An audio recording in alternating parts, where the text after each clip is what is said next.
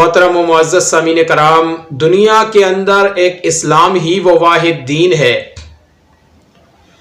کہ جو انسانوں، حیوانوں اور ہر ایک چیز کے مکمل حقوق ادا کرتا ہے۔ اور اگر ہم اسلام کے اصولوں سے ہٹ کے زندگی گزارتے ہیں، اسلام کے اصولوں پر نہیں چلتے، تو نہ تو ہمارے لیے امن و سکون ہے اور نہ ہی خوشحالی ہے۔ اسلام کا ایک ایک اصول باقی تمام مذاہب کے اصولوں سے بہترین اور نایاب ہے۔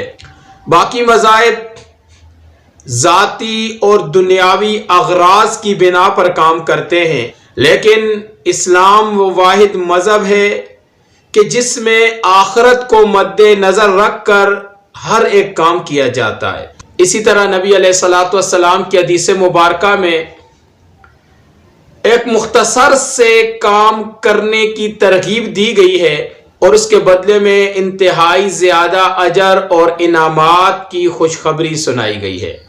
اس حدیث مبارکہ میں نبی علیہ الصلوۃ والسلام نے فرمایا، من دل علی خیر، کہ جس نے کسی آدمی کی کسی اچھے کام کی طرف رہنمائی کی، خیر کے کام کی طرف رہنمائی کی، فَلَهُ أَجْرُ مِثْلُ فَاعِلِهِ، تو اس رہنمائی کرنے والے کے لیے کام کرنے والے کی طرح کام کرنے والے کی مثل اجر ہے۔ اس حدیث مبارکہ میں حقوق العباد کی ادائیگی کی ترغیب دی گئی ہے۔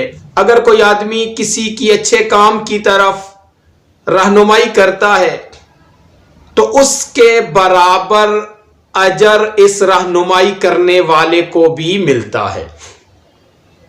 کسی آدمی کی رہنمائی فرمائی، اس کو کوئی دین کی بات بتائی، کوئی اچھی بات بتا دی۔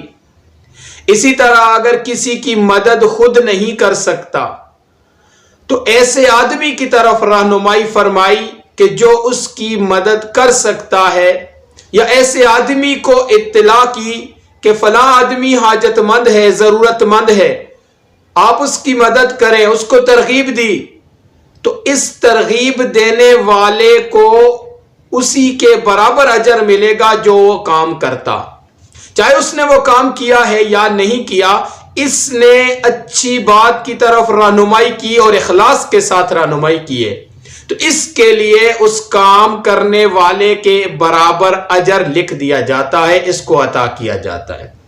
یعنی وہ خود تو وہ عمل، وہ کام نہیں کر سکتا، لیکن دوسرے کو ترغیب دیتا ہے یا دوسرے آدمی کی طرف رہنمائی کرتا ہے کہ تیرا یہ کام فلاں سے ہو جائے گا، فلاں آدمی تیری حاجت پوری کر دے گا، تیری مدد کر سکتا ہے، تو ایسی صورت میں اس کو بھی کام کرنے والے، اس حاجت پورا کرنے والے کے برابر اجر ملتا ہے۔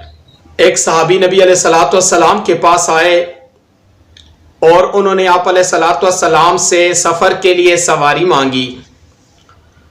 نبی علیہ الصلوۃ والسلام کے پاس مجلس میں دوسرے صحابہ کرام بھی تشریف فرما تھے۔ نبی علیہ الصلوۃ والسلام کے پاس بھی سواری اس وقت موجود نہیں تھی کہ اس شخص کو دی جا سکتی۔ اسی طرح مجلس میں کسی اور کے پاس بھی سواری موجود نہیں تھی۔ تو آپ صلی اللہ علیہ وسلم نے فرمایا، میرے پاس تو سواری نہیں ہے۔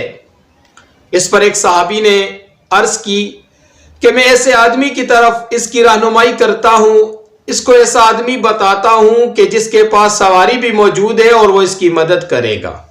تو اس بات پر نبی علیہ الصلوۃ والسلام نے یہ حدیث بیان فرمائی، یہ جملہ ارشاد فرمایا کہ جو آدمی کسی خیر کے کام کی طرف کسی کی رہنمائی کرتا ہے تو اس کام کرنے والے کے برابر اس رہنمائی کرنے والے کو بھی اجر و ثواب عطا ہوتا ہے۔